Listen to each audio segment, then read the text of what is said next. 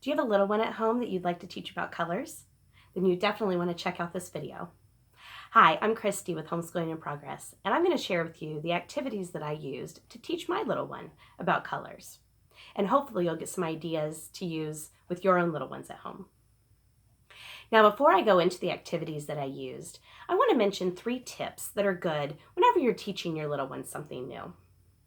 The first tip is to go at their pace.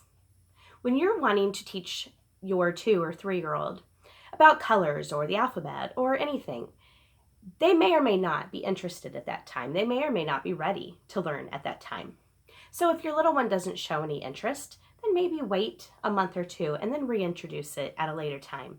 Or maybe go at a slower pace than you had planned on going until they show some more interest.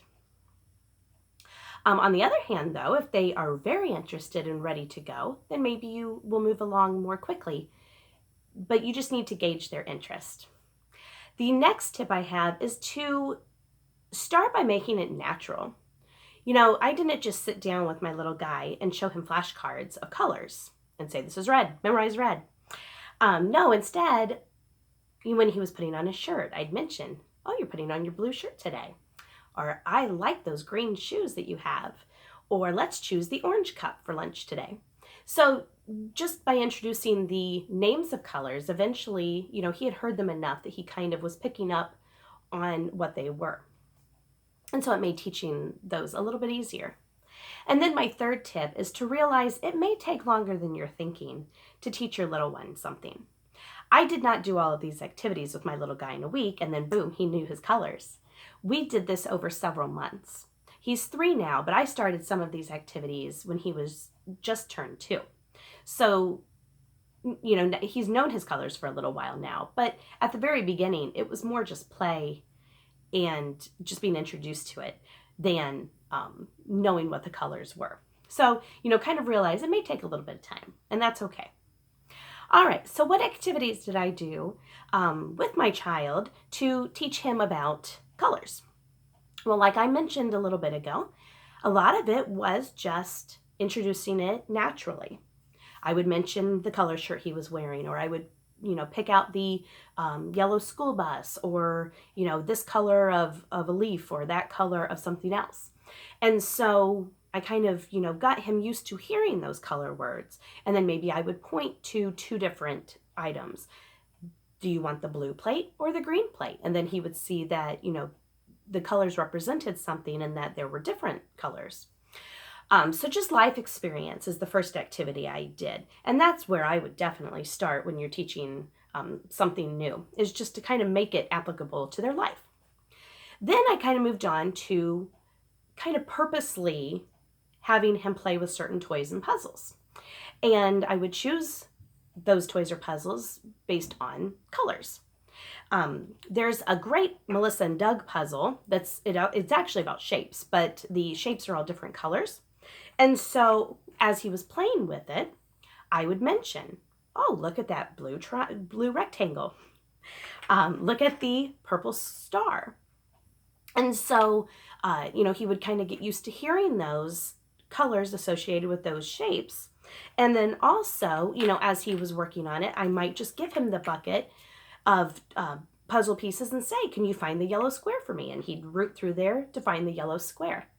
So using their toys and puzzles, something that they're playing with anyway, but putting it to a purpose, is a great way to teach something new without making it feel like you're teaching something. Another item I did was I made some toys for him. I just used plain, these were just originally just plain wood, and I painted, these are just little people. You can find these at Michael's, Hobby Lobby, maybe Walmart, I'm not sure. I think I got a lot of these online, but I have seen them at those other stores. But anyway, I just painted them with just some regular paint that you would find at a craft store, and then I sealed it with Mod Podge. But basically, I just made these in all the colors for him, and then I had some bowls that I also made in different colors. And so we would play a lot with these, where maybe I would just get a couple colors out at a time and he'd play with those, and we'd talk about the colors. And then eventually he would end up sorting them, which is another great activity that you can use with kids, is to do sorting activities, which are a lot of fun. You know, maybe I would put all of the bowls out of the 6 colors of red, orange, yellow, green, blue, purple, and then have him match the guys to the bowls. You know, oh, can you match the blue guy to the blue bowl, or the purple guy to the purple bowl?